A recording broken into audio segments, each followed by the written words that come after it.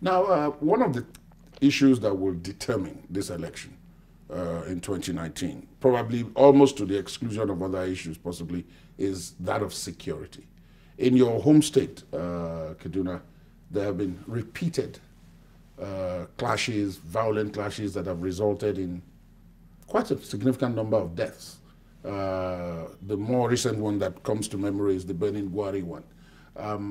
What exactly is going on? You led that state for 8 years. Yes. And during your period, I remember when I spoke to you on this same program in 2007, you itemized a few things that you did to ensure that there was nothing like that during your tenure.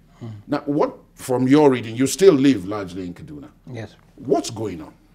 Well, you see, the situation then and the situation now are a bit different. When I was in office, it was more an issue of ethno-religious, and what you did was to, first of all, run an open, fair and just government. We treated everybody equally, irrespective of their religious or ethnic background, in all respect. That made people have confidence in us, and when people have confidence in you, they help you keep the peace. If you run a government in a way that people lose confidence in you, hardly will you get the cooperation of the citizens in ensuring that peace and stability, exists in your state. Now, yes, there are continuing killings in part of southern part of Kaduna State related to the herdsmen-farmers conflict, which is not limited to Kaduna, to the Middle Belt, and it's been spread into the southern part of this country. This is going on. So it's a collective responsibility. The center and the state must work together, but it's more a responsibility of the center, really, because they control 100% the security and quasi-security apparatus, to prevent, and if unfortunately it occurs, to apprehend and to prosecute, the offenders.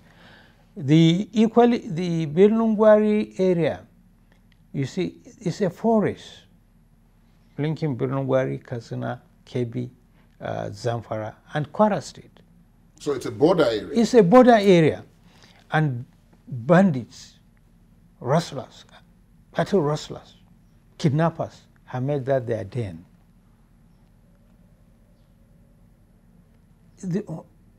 What baffles me, when the authorities at the center and state know of this fully, why should it take so long to cordon off that area and do a surgical operation to permanently dislodge and deal with this band of criminals? And unfortunately, some people that we know are farmers,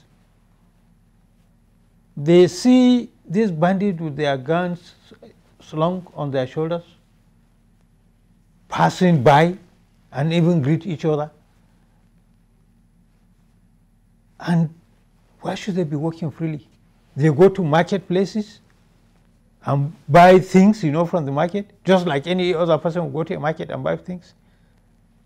And they do this freely. This should not happen.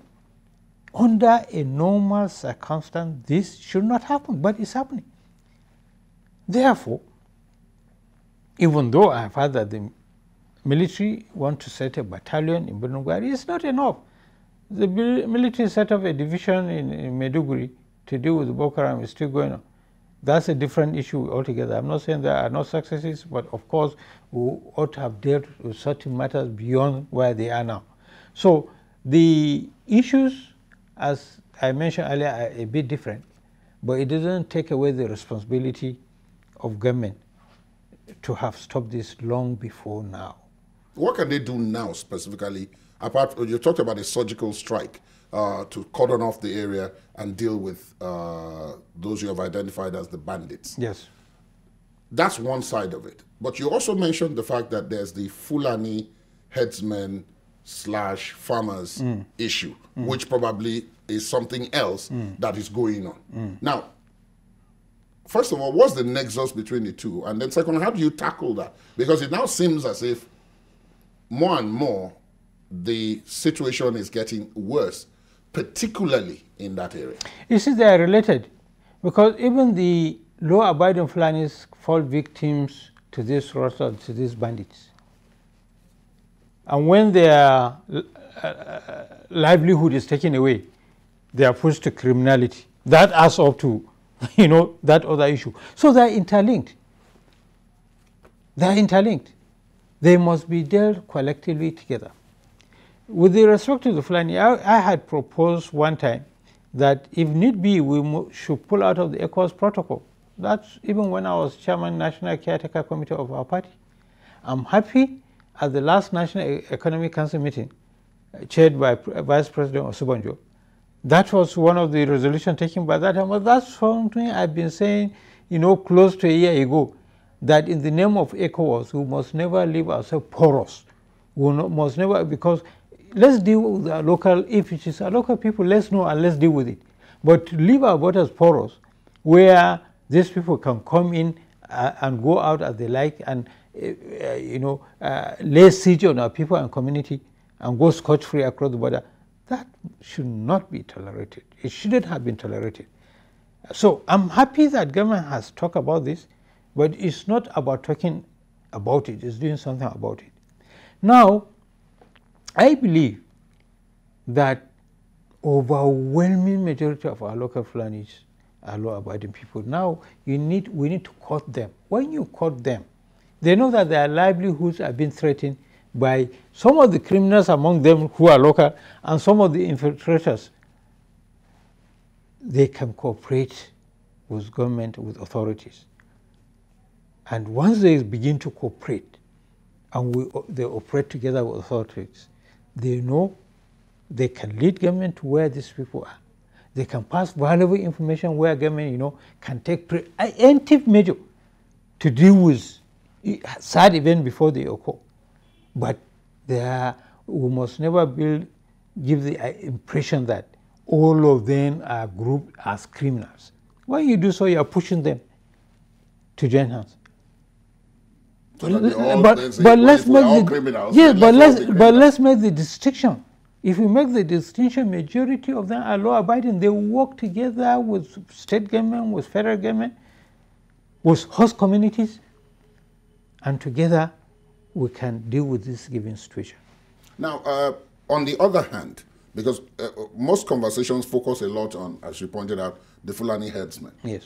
Now, the farmers in some of the states, yes, including Kaduna, yes, Benue, and a number of other states, the accusation is that they themselves also armed militias. They formed militias, which are exacerbating the situation. So it's difficult to know who is the victim depending on the situation. Only a few days ago, I know that the Jamaatul Nasser Islam said, look, the argument is being skewed in such a way that it seems as if it is Fulani herdsmen who are mostly Muslims who are killing farmer settlers who are mostly Christians, introducing an ethnic dimension, and that in many instances, many of those killed are also Muslims. You've talked about that in the case of Kaduna. Yes. But spread it a bit more widely. Yes. Is this true? Is it true that from the evidence you have, you are someone with access to a great deal of, is it true that it is possible that these people are creating militias and therefore it is slowly becoming a low-level warfare? Well, it's unfortunate that people are arming themselves to defend themselves. And this cuts across either ethnic or religious background. People can fault what Hiwat Anjuma said, maybe because of his stature.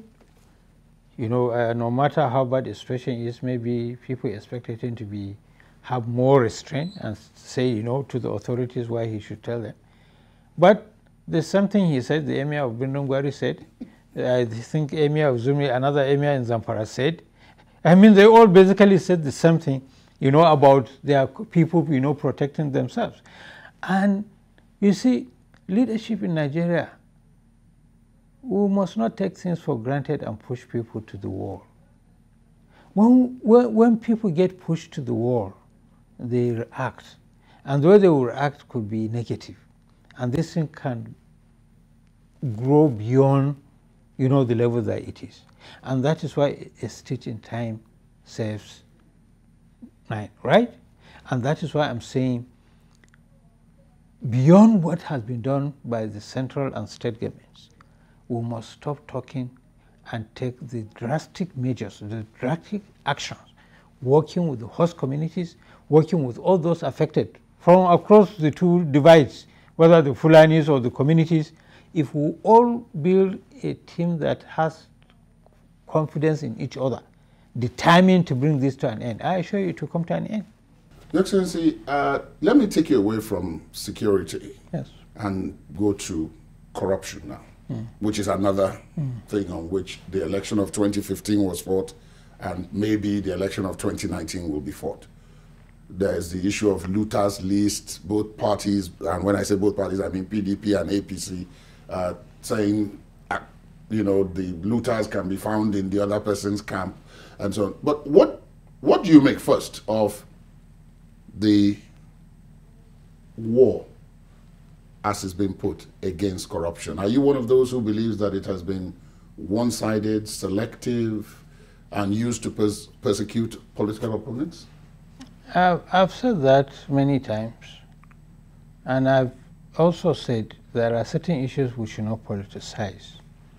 War against corruption, issue of economy, and issue of security. We, irrespective of our political persuasion, we must find common ground to work to deal with matters that affect certain national issues.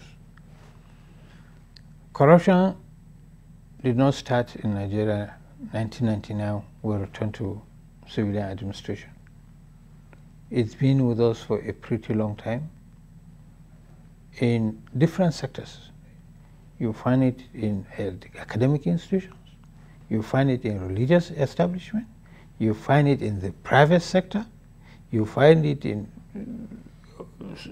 civil society, you find it in every fabric of our society. Now, when you narrow corruption